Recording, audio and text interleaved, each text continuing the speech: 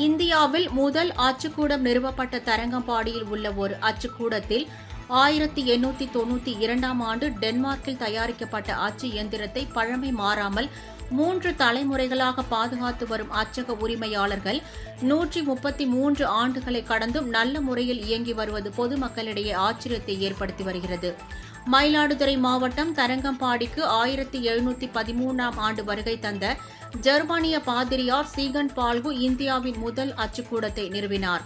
மின்சாரமின்றி கைகளால் இயங்கும் வகையில் அழகிய தொழில்நுட்பத்துடன் வடிவமைக்கப்பட்டுள்ள இந்த இயந்திரங்கள் முறையாக பராமரிக்கப்பட்டு வருவதன் காரணமாக தற்போதைய நவீன காலகட்டத்திலும் செயல்பாட்டில் உள்ளது குறிப்பிடத்தக்கதாகும். உள்நாட்டில் மட்டுமின்றி வெளிநாட்டவர் பலரும் கலை பொருட்களாக இவற்றை அருங்காட்சியகத்தில் வைப்பதற்கு மிகப்பெரிய விலை கேட்டும் இவர்கள் இயந்திரங்களை கொடுக்காமல் பாதுகாத்து வருகின்றனர். கம்ப்யூட்டர் லேசர் பிரிண்டிங் வரை தற்பொழுது இந்த அச்சகத்தில் அச்சடிக்கப்பட்டு வரும் நிலையில் 3ஆம் தலைமுறையாக சண்முகம் மற்றும் சிவகுமார் சகோதரர்கள் பொக்கிஷமாக கருதி இந்த அச்சு இயந்திரத்தை பாதுகாத்து பராமரித்து வருகின்றனர். அச்சு இயந்திரங்கள் குறித்து கேள்விப்படும் வரலாற்று ஆர்வலர்கள் நேரில் வந்து பார்த்து செல்கின்றனர்.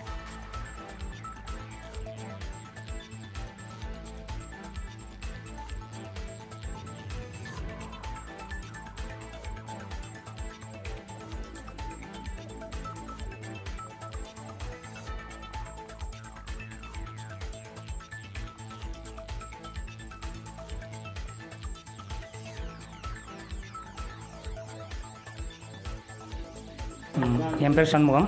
நான் பொறையார் பகுதியில் 3 தலைமுறைகளாக அச்சக தொழில் நடத்திட்டு வரோம்.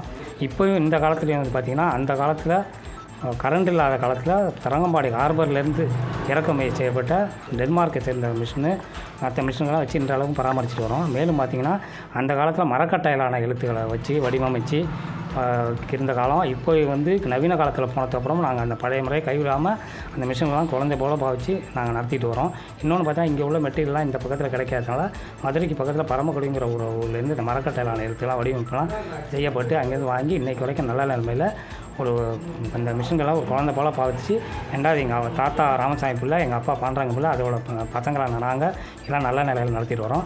இன்றளவு இந்த மிஷின்கள்லாம் பார்வையிட கல்லூரி மாணவர்கள் மற்றும் பொதுமக்கள் வந்தாலும் நாங்கள் பார்வையிடறதுக்கு அனுமதித்து எப்படின்னு அந்த நடைமுறையை சொல்லிக் கொடுத்து வந்துகிட்டு இருக்கோம்.